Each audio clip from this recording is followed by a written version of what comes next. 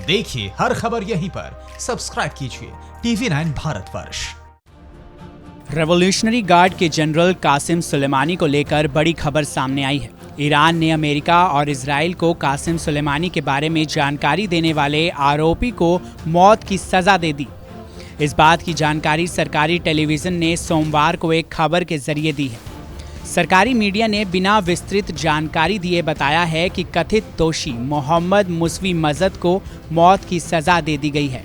आपको बता दें, पिछले महीने ईरान की एक न्यायपालिका ने कहा था कि मजद CIA और इजराइल की खुफिया एजेंसी मोसाद से जुड़ा था, जिसके बाद मजद पर ही कासिम सुलेमानी के बारे में जानकारी साझा करने का आरोप लगा था। गौरतलब है, ईरान ने अमेरिका और इजराइल की जासूसी करने के आरोपी को फांसी की सजा ऐसे समय पर दी है जब पिछले साल नवंबर में सरकार विरोधी प्रदर्शन में शामिल होने के आरोप में 3 पुरुषों को मौत की सजा सुनाई गई थी। हालांकि बाद में मौत की सजा पर रोक लगा दी गई थी। आपको जानकारी दे दें, इस साल 3 जनवरी को ईरानी कमांडर कासिम सुलेमानी बगदाद में अमेरिकी ड्रोन हमले में मारे गए थे। कासिम सुलेमानी की मौत के बाद अमेरिका और ईरान के बीच जुबानी जंग छिड़ गई थी।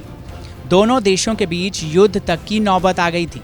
अपने कमांडर की मौत पर ईरान ने बदला लेने की बात कही थी, तो वहीं अमेरिका ने भी उसे किसी भी उकसावे में आने से बचने की सलाह दी थी। कमांडर सुलेमानी की हत्या के बाद ईरान ने इराक में स्थित अमेरिकी बेस पर मिसाइलों से हमला कर दिया था। हालांकि ईरान के इस हमले में किसी भी अमेरिकी सैनिक की मौत नहीं हुई थी।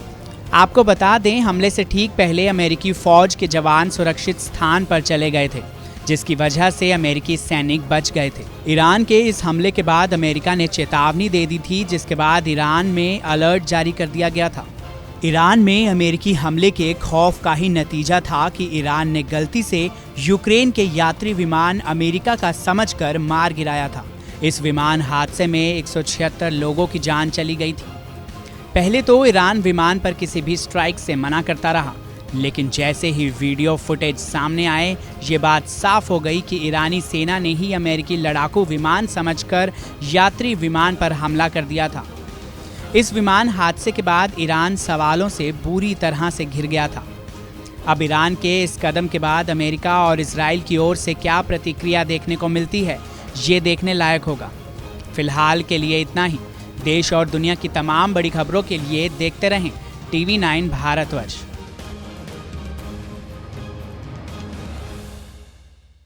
न्यूज़ टॉप 9 रोज सुबह 7 बजे और शाम 7 बजे सिर्फ TV9 भारतवर्ष पर।